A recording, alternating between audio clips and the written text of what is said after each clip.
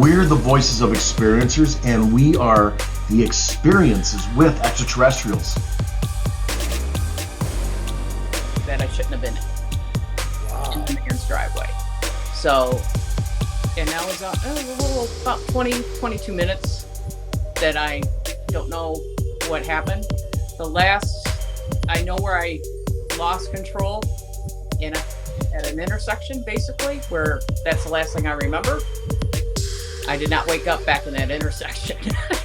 So it was like, what's going on? So that's when I reached out to you. It's time for disclosure.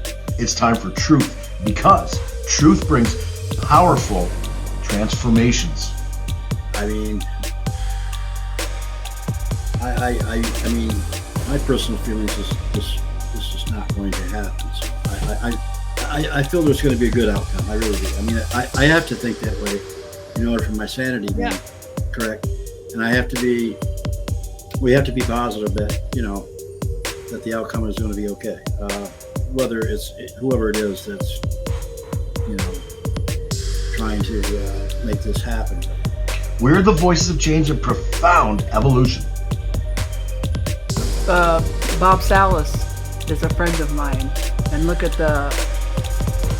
what he experienced. I think it was called the Nimitz. Is that correct? Yeah. And they shut off the nuclear missiles.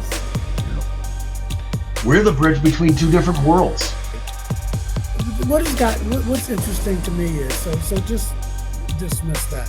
We were saying that if he's saying he can't interfere, then it does throw a monkey wrench into what they're going to say.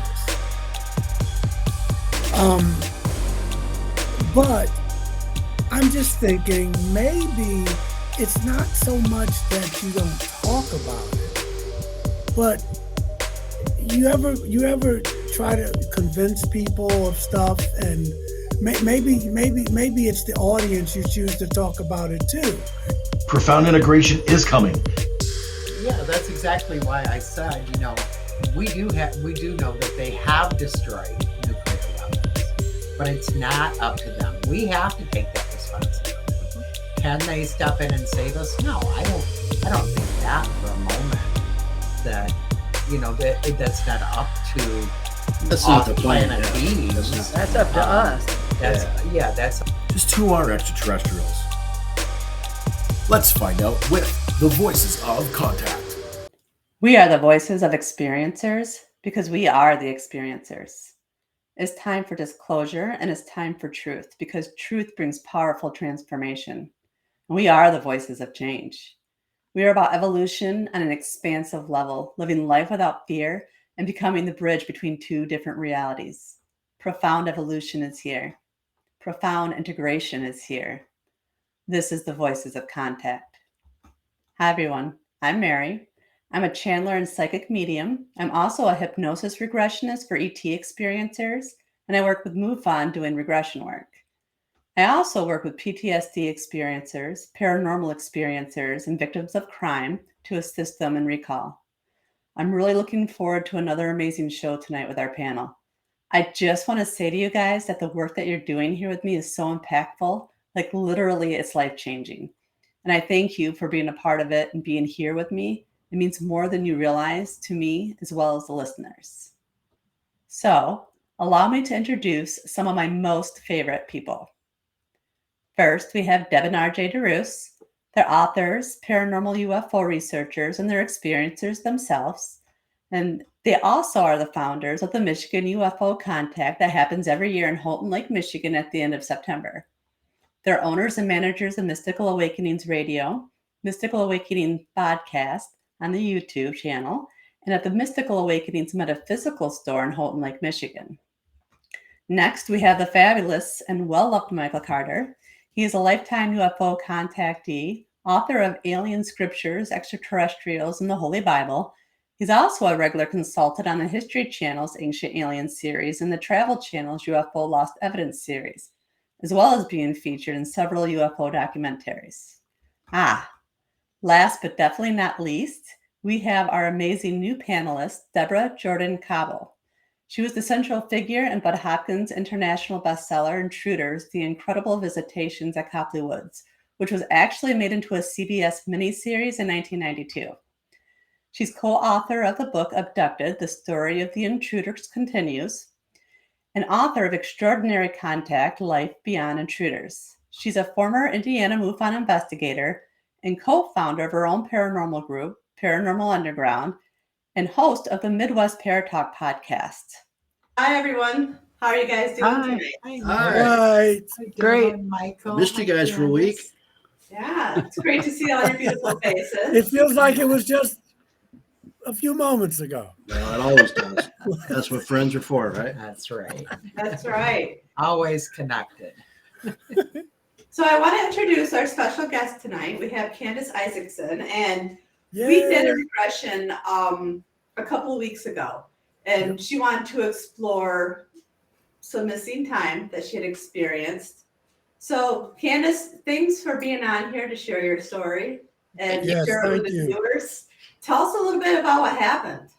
Well, thank you for having me on. I had missing time back in May. I actually went to south of us to Auburn Hills here in Michigan and went to a Costco and other stores. And I know my route. I go the same route every time. It's the shortest and less busiest. Okay.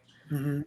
Did that. Went down there, got everything I needed and plus some. We all know what Costco does to people. Anyway, came back through, and just south of me, I woke up in another area that I shouldn't have been in Wow. the man's driveway. So, and that was it was a little about 22 minutes that I don't know what happened. The last, I know where I lost control at an intersection, basically, where that's the last thing I remember. I did not wake up back in that intersection. So it was like, what's going on? So that's when I reached out to you. Yeah. What time of day was this, Candace? I'm going to say it was about, I didn't really, I'm going by my car clock and it's a little off. So it's about 2:30 In the afternoon. afternoon. And it was a sunny day, and it was, a typical May spring day here. So. Right, and people are around you driving. Yeah, and the intersection I went missing at isn't a real super busy intersection. There's cars, there's a constant stream, but it's only one lane each way. You know what I mean? So it's not Right. And it's a stop. So Yeah. Well, in my mind, that's where what happened in an intersection that wasn't so busy. Yeah, something like that. Yep. yeah, so it was very disalarming, and I reached out to Mary, and then life got in the way, and I finally got to have my regression with her because I've been very interestingly crazy here, but whatever. No, I'm sorry. Did you say when you after you realized that you had missing time, were you in a different spot than you normally would be? When I woke up, yes, somewhere Yes, I wouldn't normally go. It's Okay. not on the route, Okay. so it's I just about wanted to get that clear. Yep. 3 miles out of the way. Okay. Well, that had to be alarming. It was because I knew the area, but I don't go there. You know what I mean? It's not It's not the route. Right. So I'm very regimented on my route because it's short, sweet, and fast. So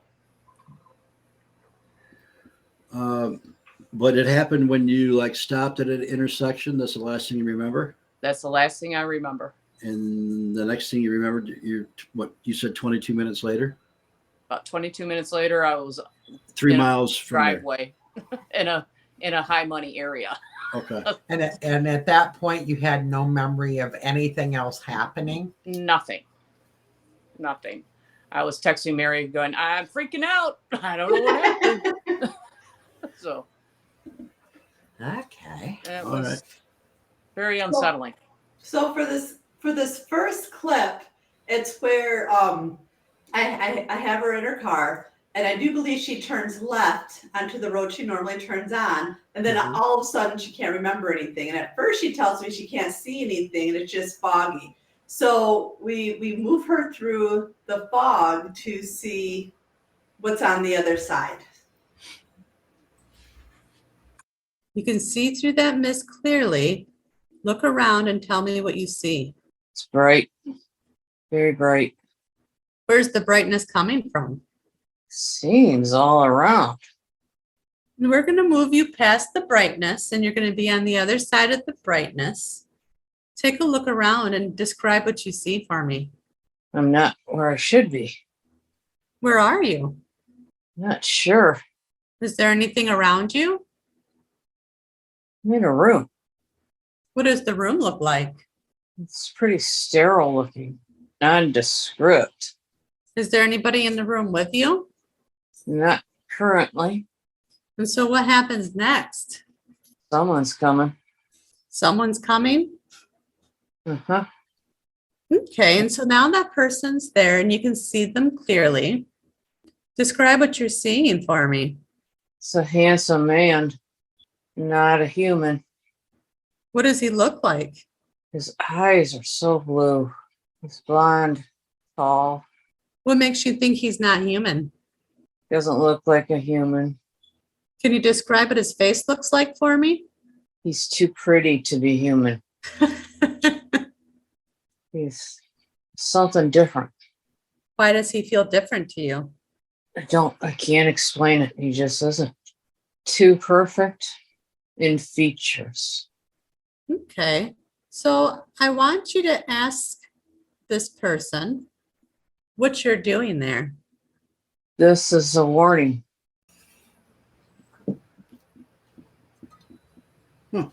Too pretty to be human. I love it. Every time I hear that clip, it cracks me up. I get it. I met a blonde, blue-eyed, gorgeous human being on a bus trip who literally put a spell on me and somehow has connected all this. So I totally know exactly what you're talking about. Totally. He, for the lack of a better word, too perfect looking. His eyes were very intense blue. I have never met anyone on this earth in human form with that color blue. Did you feel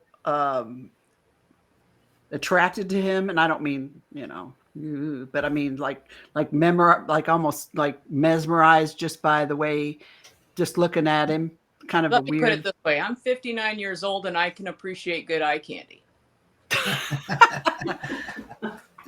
Oh yeah. I can't shop, but 59, I can. He was just too pretty. He was very pale. Very pale. Blonde, white. I want to say blonde, white hair. The blue was intense. His facial features were all perfectly proportioned. And he didn't have extra big lips or a long nose, or you know what I mean? Everything was too good to be true. And he said he was giving you a warning. Yes. Is that what Yes. And I have a feeling we're going to find out what that is, right? Mhm. Okay. So I'm sorry. Go ahead. Similar to what you saw, Michael, tall, blonde. Yeah, definitely. Yeah. The hair wasn't white, even though it reminds me of people describing the tall whites. But it was blonde, and he was really, really pale and blue-eyed. But his hair was cut. He had a hood on, but it was like a page boy almost. Yeah. Like his hair was Okay. cut. Yeah. Okay, not the long time. And very built. Yeah. Yes. Yeah. How tall? How tall? Any idea? He was almost as tall as my ceiling, so it had to be Okay. about So 8 he's very feet. tall. Yeah. Yeah. What about you? But there Candace? was something about it. The features weren't. He had a high forehead that I've never. You know what I mean? Yeah. So it wasn't like this kind of chiseled, but his forehead was very It's almost like the hair's thin, but it's not. right. You know what I mean? Like very flat, very straight. Yeah. And how tall was it, Candace? I'm going to say he was at least 6.5 feet tall. 6.5 feet tall. Okay. What about you, Deb? How tall was this gentleman? He was probably, I'm only 5'2", so everybody's tall to me. But Yeah. I think he was he was probably at least a good 6 feet tall. Okay. His hair was blonde, not white, but very blonde. And it was kind of shoulder length and wavy. He just was, and built just the perfect specimen of a human being. Right. Except fair complected. In the 17 hours I spent with him on the bus, he never once had any bit of facial hair show up Right. He also never went to the bathroom. And this person that did my that fixed the blood clot, he never blinked. No. That mine blinked. Yeah, he never blinked. His eyes never blinked. I don't One recall time. blank. No, I think with Deb's case, that he winked. He winked at you. Ah, well, that's a little Oh. different. It was a interesting 17 hours, let me tell you. Oh, wow. But Anyway, almost sounds like they're not real. Does that yeah, make sense? Yeah. yeah. You know, I'm sitting here getting really upset because I want to come from where they come from, because they don't get pimples, they don't get wrinkles, they don't get gray hair, they don't get saggy anything. I mean, come on. I know. Mm-mm. Yeah, he Are was they real or are they Memorex. Memorex. Yeah. Oh, you just AI. aged yourself. Yeah. More AI. Mm. You know, I have to wonder. Yeah. No, the guy I was with on the bus was real. Bud actually spoke to him on the phone. Oh. About a week after I Wow. got back. So he was Wow. actually a real person. He disappeared, but Yeah. Huh. and I don't know. Candace said, "I'm dying to hear what the warning was." Yeah. The warning was we can't go to war. Well, The that's U.S. a good warning. cannot go to war currently in the world in this situation. We cannot. If we do that, this planet is done. That was a warning. That makes sense. To write to Congress, to tell your friends, tell your family, tell everybody, pass it on. No war, no war, no war. Do what you can to get it done. And he was not giving me any emotion, but you could tell it was very stern, and he meant it. He's like, you can't do this. You can't do this. So love each other and take care of each other, but don't go to war. Mm-hmm.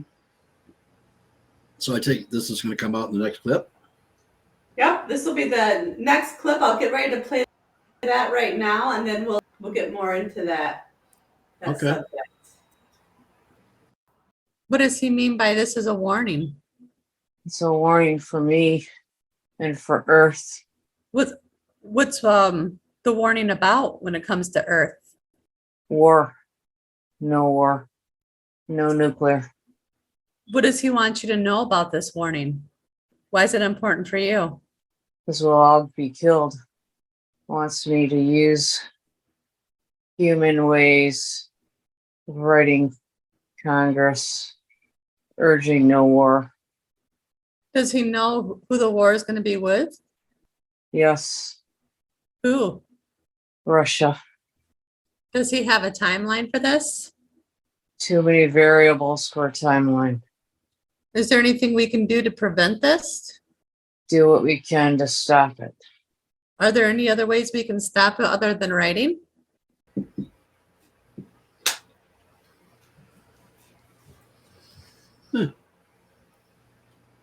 Sorry, it tears me up every time.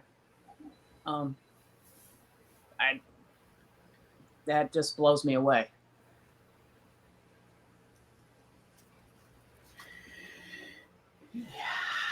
Well, I mean, I mean, my personal feelings is this is not going to happen. So I feel there's going to be a good outcome. I really do. I mean, I have to think that way in order for my sanity to be correct, and we have to be positive that that the outcome is going to be okay. Whether it's whoever it is that's trying to make this happen, but so. Yeah, I mean I think that's been the warning for a very long time. Even when Thor, what's his name? Thor last name came into Congress Valiant Thor. Valiant in the Thor. 50s. Yeah, told, hey guys, you can't do this. You can't play with these toys, and you can't play with these because this happened here before in the past in India and other times, and the outcome was not good, and so. We obviously rediscovered this ancient technology with nuclear weapons again, probably through ancient text is my take on it, and Einstein and the other people that were working on this said, hey, yeah, this is what they did. Splitting atoms and whatever. So, yeah, we've got to be careful with it. We can't play with these toys. And it's a power that some people don't need to have. And Michael, you sent that video that we watched, I've watched before, of them launching a pretend missile and a UFO coming around and just zapping it, and it exploded. So this is a good thing, really. They're showing you, hey, you guys are going to do this. And look at Bob Salas is a friend of mine, and look at what he experienced. I think it was called the Nimitz. Is that correct? Yeah. And they shut off the nuclear Yeah. missiles. Yeah. So somebody been trying to tell us that for a while. Right. And a couple of months before they shut them down in Worth Smith Air Force Base here in Michigan, I had my big UFO experience in missing time when I was 19, and the bombers were flying by during the day.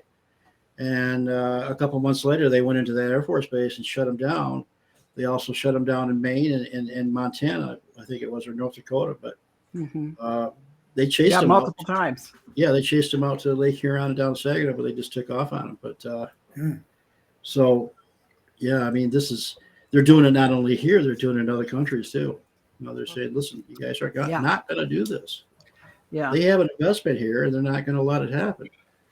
I've always felt like if we did something horrible like that, I mean, it would reverberate into a whole different dimension. It wouldn't just affect us here, but it would affect all the layers around us. And, you know, I don't think anybody wants that.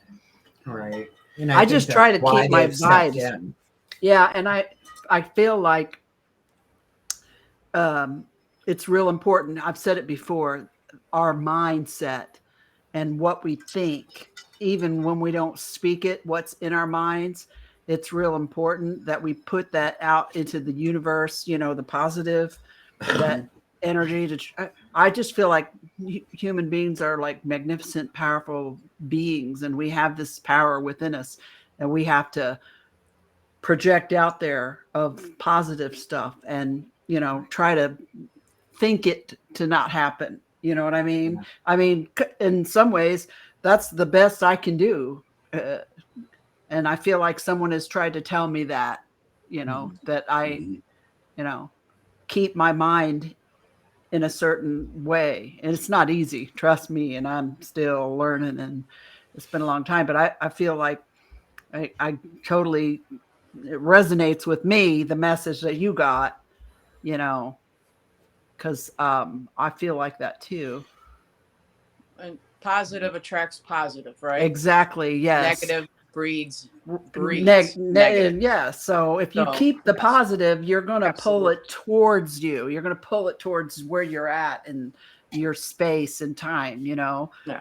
And I think our minds are powerful and more than we realize. And yeah, I mean, what you seek in the universe will give back to you. If you seek negative, I see the mindset. It'll be glad to give you negative. Yeah, sure. And I see, you know, the way the world is right now, the way the country is right now, the way people are treating each other right now. And it's just like this negativity that just continually feeds on itself and grows. And it's up to us to break that connection and start throwing the good stuff in.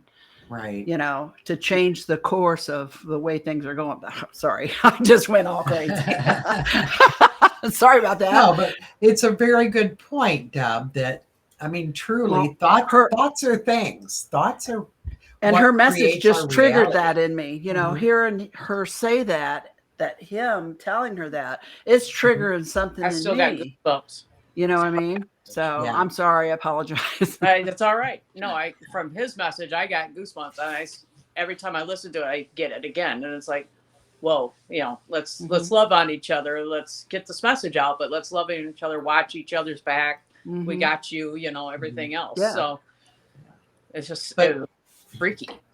You know, my thoughts are things, right?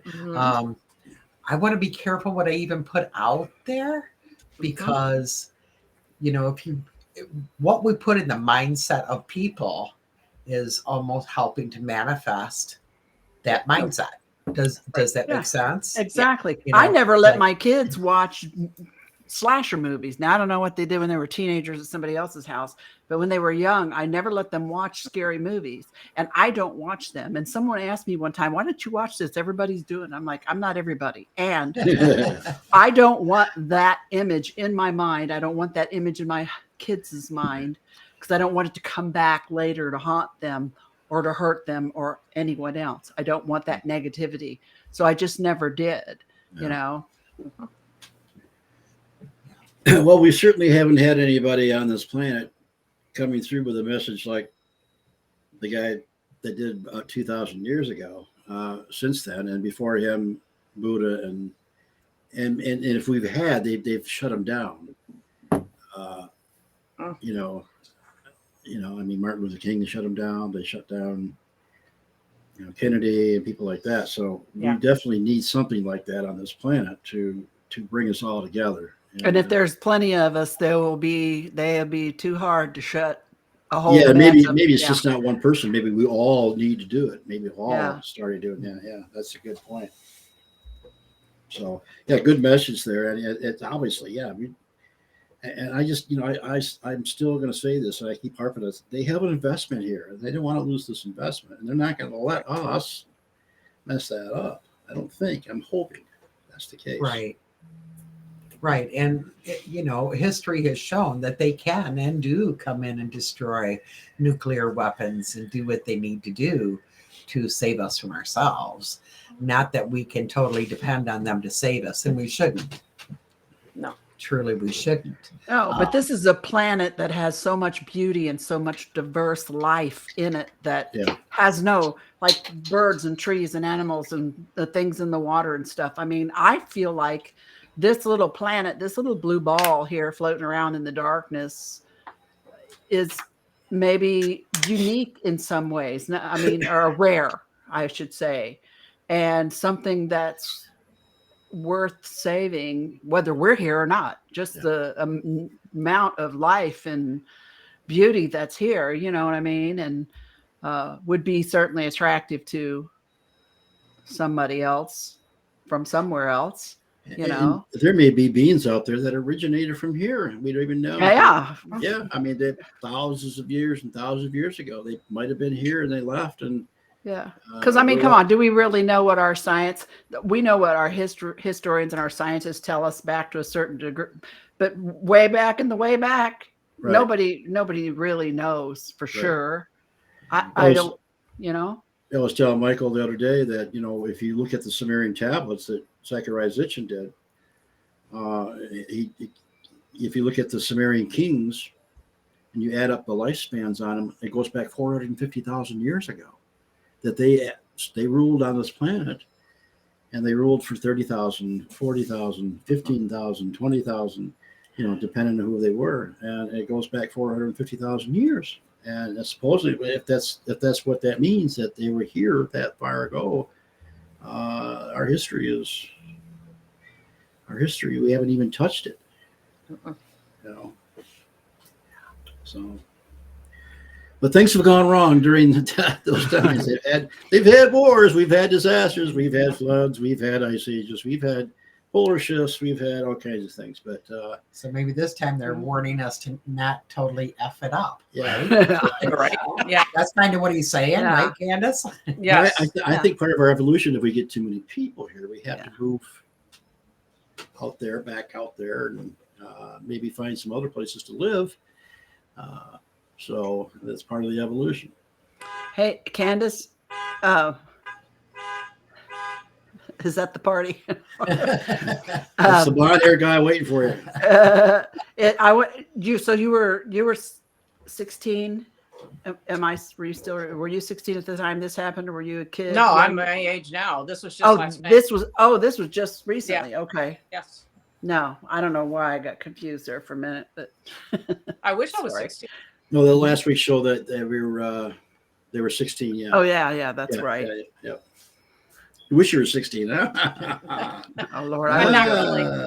No. So that's Yeah, that's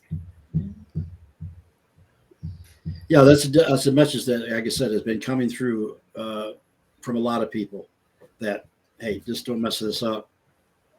Spread the word. Don't blow each other up. Sounds pretty simple. Yep. Yeah, I think that's why that big warning is, because we can shift that energy. So the more people that hear that you can shift that energy by sending different thought patterns, you can change that time. Definitely. So I have one more clip here, and Yeah, this I one didn't is hear it. where it kind of gets really, really interesting. So I'll let the clip speak for itself, but this goes further into the conversation between Candace and this beautiful gentleman. Oh boy. So what happens next? Warning me to be vigilant. Is there anything else he wants you to know? Stop talking. Stop talking about what? Our galactic family. People will find out soon enough. So he wants you to stop talking about the galactic family? Yes. And why is that? Too much information getting out. Why doesn't he want too much information to get out? They can't interfere. But there are some things that need to be quiet. What can't they interfere with? Us as the planet. Do they have plans for us? To join with us. How are they going to join with us if the planet goes to war? Exactly. So They what other would. steps can we take? We have to be careful. Watch out for each other. We are one. And now what's happening? He's sitting there looking at me, almost reading me. So ask him what he's going to do next. He's going to release me back. He's going to release you back? Yeah.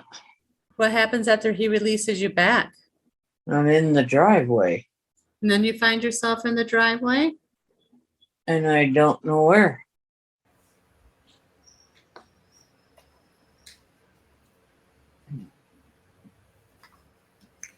Eeh, that had to be creepy. Very, very creepy. The warning for me not to talk. No. I think they know by now. I'm gonna say what I'm gonna say. If I think it's important, as people need to hear it, absolutely. I'm gonna tell all of you. All my friends, my family, etc. Anybody that'll listen. But the driveway thing really threw me, because when I came to it, I'm looking around, I'm going, I don't know the house, I don't know, the garage, the landscaping, I'm looking around, but yet I kind of, wait a minute, I know the area. The houses all look similar, right? So how did I get here? It's funny. Michael was talking on one of our shows that they make mistakes. People come back in different places and in different situations, and they're not all. We always think it's, they want to be so I had to laugh. I had to laugh because it's a multi-million-dollar area. So it's like, ooh, I'm it's like you didn't get arrested, right? Here I am in my Chrysler minivan. Yeah. And the warning to not talk has me kind of boggled. Well, because normally I think I've been doing too many regressions. Yeah, see, they took her again. We'll have, this is another regression you're going to do right here. But typically, they want us to talk.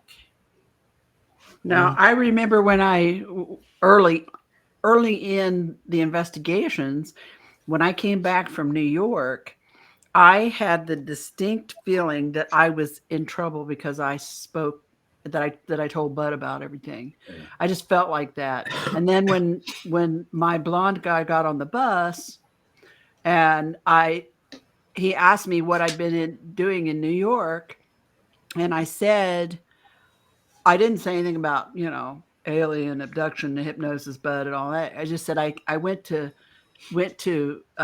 visit some friends and talk about meet with some friends for some stuff. And he threw his head back and he said, "Oh, the extraterrestrials are gonna love that." And I thought, what? Because I never said anything about Wow. UFOs or aliens or any of that stuff. And he looked at Wow. me and said, "Never mind." And then that whole thing just went right out of my mind. Oh, wow. And that's when the she is. mesmerization began. That's when I was so, like I would have followed this guy. I had a fiance and 2 kids back in Indiana that I was going home to. Right. And if you would have asked me about them while I was with him, I would have said, "Who?" Literally. Yeah. And it was creepy. Wow. So, but he did say that. Yeah, I just want a couple of things. It does sound a little to me contradictory. We can't interfere, Mm-hmm. right? Well, maybe it doesn't sound contradictory, because no, he never said that. Yeah, no, okay. What's interesting to me is so just dismiss that. We were saying that if he's saying he can't interfere, then it does throw a monkey wrench into what they're going to save us. But I'm just thinking maybe it's not so much that you don't talk about it, but you ever try to convince people of stuff, and maybe it's the audience you choose to talk about it too. If you're going to just talk randomly, you're giving away energy, and there's some people who are not going to hear it. So maybe it's not so much don't talk about it, but try to talk about it to people who are going to be receptive to it. That's so what there's some discernment. That's what I get. Right? That's what I get with it. Yeah. Yeah, that's what I heard there. But I also hear that, listen, I would, and RJ and I talked about this. In some ways, we make them God. They're going to save us. Now, you may call it extraterrestrials or whatever, but that you could put God there. God's not going to let this happen to us. God's going to stop us from destroying ourselves. That's why I was so quiet before. And, but we don't all have to agree, but it's like, where is our agency? Yes, civilizations have been destroyed way before us. Atlantis. And of course, there was Mu and Lemuria. I don't know if they self-destructed, and there were some civilizations before us. But if he's giving you a warning, if they were going to save us, and I would love for that to be true, then why would I have to warn you? Uh-huh. So that possibility is extremely real, and it has happened. And so, we can all think positive. You can think positive and still die in a nuclear holocaust. You can think positive and still die. And it doesn't mean that you're negative if you take it serious. That doesn't mean, well, I'm negative. Right.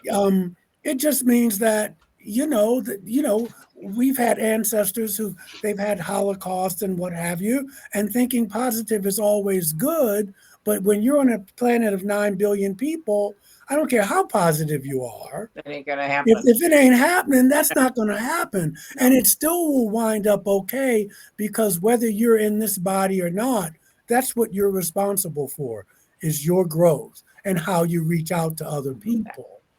So and it goes back and forth. But I feel that if they're telling you I can't interfere, and then you're giving me warnings, that doesn't sound like you're here. It makes sense. That doesn't sound like you're here that you're going to save me. It would be, Michael, I got this. Well, and that's not the message that we're hearing, even from Adamski and all the people way back in the 40s and 50s. This is very real. And what Deb said is that, yeah, you split the atom, it reverberates. It's one of the reasons why UFO sightings kind of went off the charts after we split the atom over Nagasaki and Japan. And there is a school of thought in the UFO community is that we're special and we're this and they're going to save us. But that's a belief. But I don't know if I would put my eggs in that basket that someone's going to save me from myself.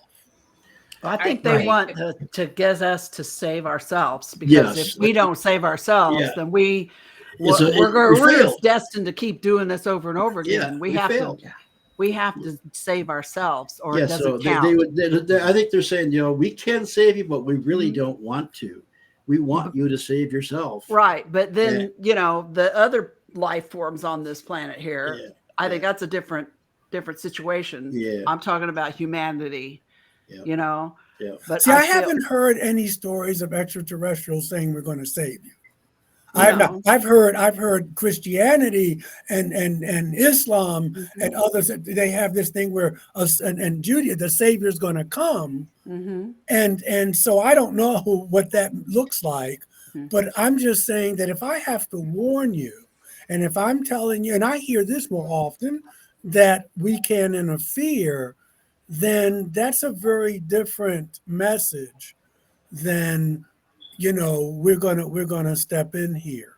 Right. That's because we split the atom. They're still here. Right. I mean, we could split the atom again, which we could do, and they would still be here. The planet would be a mess. But I'm just saying, it's like the movie Childhood's End, where humanity does have to grow up. And if we're going to be part of a galactic community, but that doesn't necessarily mean that this is going to be the time. We have a choice to make. I see it as we have to come together. We have to meet. No question. And we've been hearing this for so long, because I'm saying, I'm glad you told Candid Isaacson, but you need to go over to the Kremlin on your way back. You need to go by Pennsylvania Avenue. You need to go by, and I get it. Last week I wrote something to my congressman and they responded that I don't think we should be using cluster bombs in Ukraine. No. I get it. You can write, and we can love one another. I mean, that's basically, as Deb said, that's all we can do. And that's not Mickey Mouse. But it's just that's powerful to think that someone's going to come clean up a mess that we made because we live in a good neighborhood. I don't know how realistic that is. I'm not saying it can't happen. And I think if we believe that way, we're just not going to try to save ourselves. We're going to say, well, they'll do it. They're going to save us anyway. Why should I even try to? I agree. Yeah. I agree. That's exactly why I said, we do know that they have destroyed nuclear weapons, but it's not up to them. We have to take that responsibility. Can they step in and save us? No, I don't think that for a moment. That that's not up to. That's not the planet beings. That's up to us. That's up to. Well, us. I was just hearing that I heard it differently. Because it sounded like that they're going to take care of us. No, we live in a nice neighborhood, and we do live in a nice neighborhood. I hope they do. I just hope we don't wreck it. If it gets down to that point, I hope they do. All the way back into the 70s. God help us if it doesn't. They were, RJ's first experience. They were destroying some missiles. Well, they've locked them down and stuff like that. Yeah. But even then, they're not destroying them because they're giving us autonomy. They're giving us the choice. Yeah. When I can't get involved, they just shut them down for a while. Yeah. You have to have free will. We're trying to tell you that you're playing with fire, and we can show you. We can shut these down. we have that technology. Some may say we have kind of that spirituality, because everybody that has technology doesn't necessarily mean they're more spiritual. You can just look at around the planet. Right. But there's still the choice of what are we going to do. So for this person and to warn you about this, why take the time to warn you if it wasn't a serious enough threat that they may not be able to do anything about it? That choice is up to us. Yeah. That choice is up to humanity. And our leaders may make the wrong choice. And we can think positive, and you always got to be. I'm not saying that, I'm just saying it's both and either or. We can meditate and we can send out those good vibes. And that's always going to help us in this lifetime and future lifetimes. And we could still get vaporized. And I was Well, even, hopefully they're going to childproof the planet. I was even thinking, Michael, that it could be, can you tell me if Putin's a human? I don't know. I don't know, but I don't know, Candace, if that's even important, because even then we're looking at a scapegoat. Right. Yeah. Putin, Or our president or anybody. I mean, Putin was wrong to go into Ukraine, no question. However, we were wrong to flank him. Yeah. Because we said we wouldn't. But the press is not going to tell you that. No. And we don't even have to get into all that. But it's, we could go over into Trump. It's not Trump. Yeah. It's the system that produces them. Right. And so it's all, and this is what's happening around the planet. If anything, a lot of these messages that we get from these beings, whether they are gray, whether they are Nordic, whether they are, there's a lot of them will say, we've done the same thing you've done. Right. And no one came to save us. Right. So we're trying to tell you where you're headed. Yeah. But that's a sobering message. And we can love and do all that. And that's with no strings attached. Yeah. But if you're loving because you don't want to, you know what I'm saying? Yeah. The thing is you do good because good is good to do. Exactly. But if they're saying to you, we can't intervene, and they're saying to you that I need to warn you, that sounds like you guys are going to hurt yourselves. Mm-hmm. We don't want you to hurt yourselves because it's going to hurt us. But it sounds like a choice made to humanity. And otherwise you really wind up putting where one would put God, you just exchange that God for an extraterrestrial. Yeah. I totally understand that. And that's what I got from it too. And so we're still saying, hey, help me. I can't do it. Fix me. Exactly. We could do, we could still, it don't even have to be Putin. The nuclear reactor could get bombed by mistake. Ukraine has blamed Russia. Russia has blamed Ukraine. Now this is how World War I started. Mm-hmm. And so you can, you just do the best you can. He did it, right? Yeah. Yeah. It was blown away to me because number one, this is the first visitation I had without my little Zeta. Usually it's my Zeta. It's pretty powerful. It's a powerful warning. And I was like, whoa, where's my guy? And he wasn't there. So. And then there's always the potential of you got punked, for lack of a better way to put it.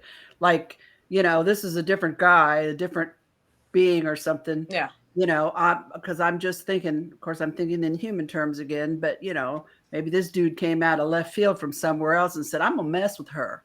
I'm going to tell her something that's going to mess her up. And then your guys weren't around to protect you or something. You know what I mean? My brain just goes all crazy. So but the thing is, it's the message. The message that you gave has been going on for 70 years and beyond. Oh yeah, beyond that. So it's not who told you. It's does it resonate with you? Is there truth there? And so yes, and it's not a new message. It's not a sexy message, but it's the message that people have been telling us ever since we've come into the nuclear age. Mm-hmm. Because like And it needs to be. how do we know what's real and what isn't? You know, what's actually, I don't know. I will tell you, I felt that this was very sincere. I didn't feel Okay. like I was being lied to. I Right. didn't feel I was being manipulated. Well, all you got to do is pick up a newspaper and see it. You know what I'm The saying? manipulation, right? Nobody, Found that Right. nobody right, yeah. Oh, okey-doked you. Yeah. Right. No, I mean the message is real and everything, but Yeah. like I just because my brain goes to the cover memories. When I thought I saw a deer, but was it really a deer? Was it one of them?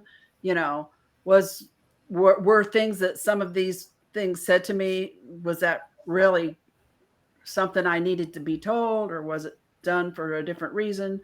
It's not that the message isn't accurate. I mean, that's obvious. We can't be blowing each other up. I mean, and like you said, Michael, the message has been coming to us for years, decades. But yeah, that's why I'm not saying that that's a case, but I'm just thinking of different cases that I've heard over the years and things, and then I get these little formulas in my head. So Yeah. So, Candace, Yes. share with the audience. The ending. We'll move forward to where you came to and you were in the driveway, and then when you came out of the regression, what do you remember about that driveway? What was so significant about What it? I remembered prior to the regression and what happened in the regression were two totally different things. So I don't know if it was a projection or what. But the nice guy in the shorts and the shirt, and he's out working in the yard in his own house. He saw me, he looked right at me. That's what I remembered. The regression was something else. That was not a nice man in a shirt and shorts working in his yard. That man was in a hat, a black suit, black pants, and then the glasses. And I'm like, oh my God, that was a man in black. Don't ask me how I know that. It was in my gut and in my head and everything, like boom. It just hit me like a ton of bricks. And that is what scared the crap out of me.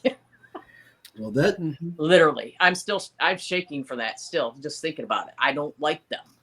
well, you think about there was also a message there. You need to quit talking, Yeah. and that's yeah. So what they was that kinda really do. from the Men in Black yeah. instead They kind of of? do that. I They don't kind of know. say you need That's to shut where- up, and That's the point I was trying to make. yeah. Is this a cloaking dude? I Is see it what you're something saying, Deb. changed? Is it being manipulated now? But he was very adamant in the message.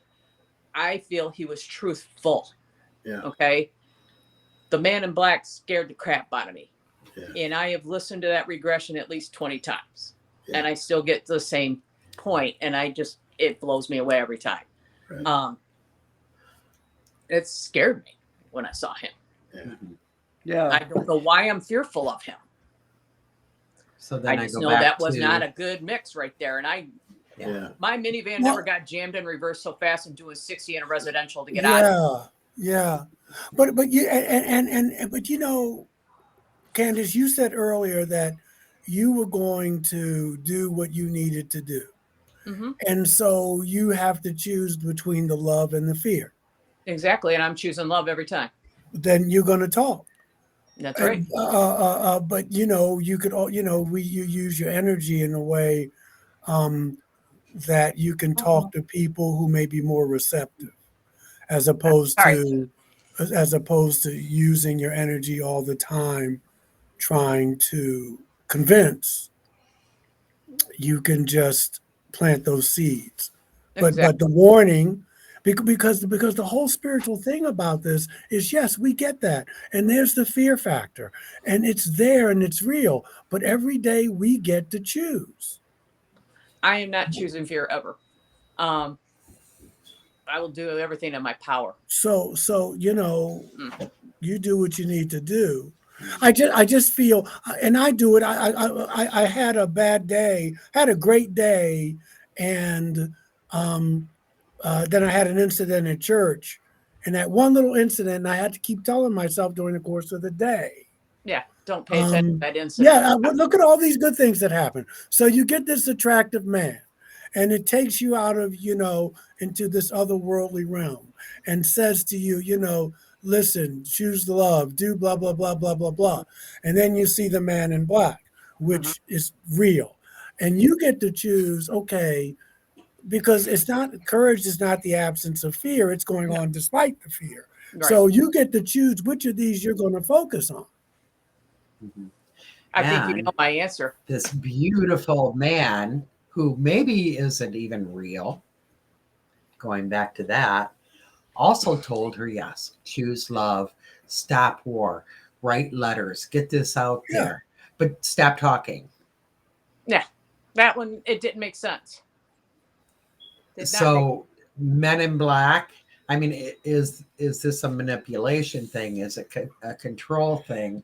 I'm going to give you this. I'm going to say all these beautiful things and look like this. So you totally trust me. And so you will do what I tell you to do and stop talking. Yeah. Well, that's also stop talking could I'm also keep mean doing what I do. It could also mean stop talking and start doing. That's true too. Yeah, it could also mean, okay, yak, yak, yak. Okay, now do something. And that's why when Mary approached me, I said, yes, I'll do the show because I'm not going to stop talking. Yeah. Right. And like you said, Candace, don't they know who they're dealing with? Right? You would think. And you're going to get this out.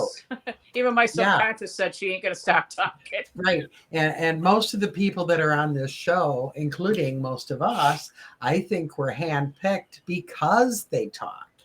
Yes. We were handpicked to put on the UFO contact because we would, and many people would talk.